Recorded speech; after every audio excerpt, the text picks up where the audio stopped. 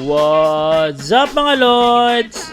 Muling nagbabalik ang inyong PBA Chismis para nga magbigay ng PBA updates. Kaya pala umalis si Justin Patton sa SMB. Grabe! Anong nangyari sa TNT? Pati si Calvin Optana, iiwan na din sila. Halika't ating pag-uusapan niya mga Lods.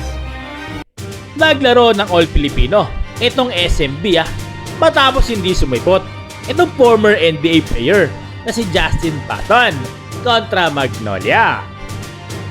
Ayon sa management itong SMB mga Lods, ay hindi na daw makakontak itong si Patton after ng laro kontra Rain or Shine, na kung saang bigo nga nilang bahiran ang malinis na record ng magpipintura. Umiscore lang ang former NBA player ng 12 points sa loob nga lang ng 27 minutong nilaro nito. Ayon sa nachismis natin mga Lods, ay nasermonan di umano itong si Patton, dahilan para hindi na magpakita sa game kontra Magnolia. Masyado palang matampuhin itong si Justin mga Lods. Mukhang tinamaan ng pride. Good thing na rin ito mga Lods dahil lumabas agad ang ugali ni Patton.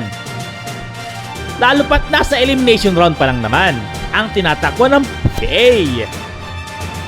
Mahirap na kung gawin niya ito during playoffs.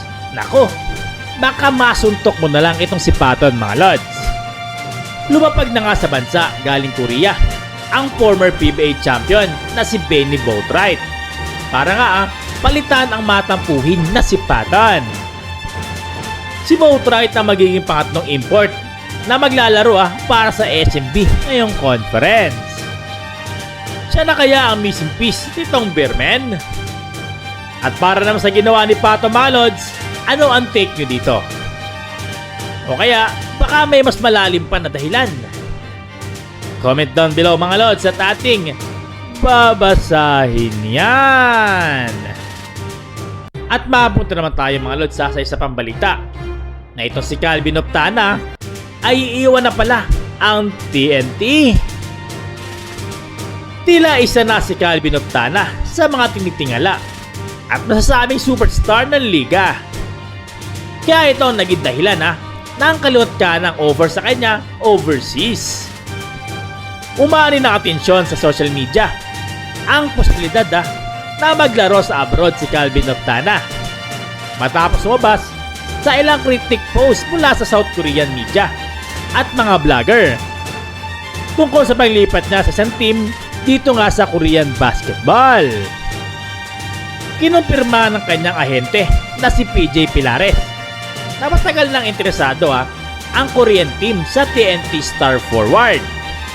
Kahit na nga bago pa ito tuluyang mapunta ng tropang 5G galing NLEX.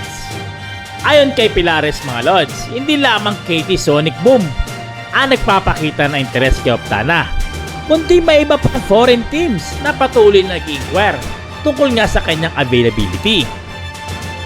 Nakatali pa umano ang manlalaro sa kanyang kasalukuyang koponan na TNT tropang 5G na magtatagal nga hanggang Disyembre 2027. Kaya't hindi pa posible ang anumang negosasyon sa ngayon sa ngayon. Inuulit ko mga Lods, sa ngayon. Ngunit pwede nga itong i-buyout ng mga foreign team kung nanaisin nga lang nila. Para sa inyo mga Lods, kukunin mo ba ang offer sa KBL? O magstay ka na lang sa PBA? Comment kayo mga Lods at ating babasahin yan. Sa mga Lods maraming salamat sa patuloy na suporta. Hanggang dito na lang. Bye-bye!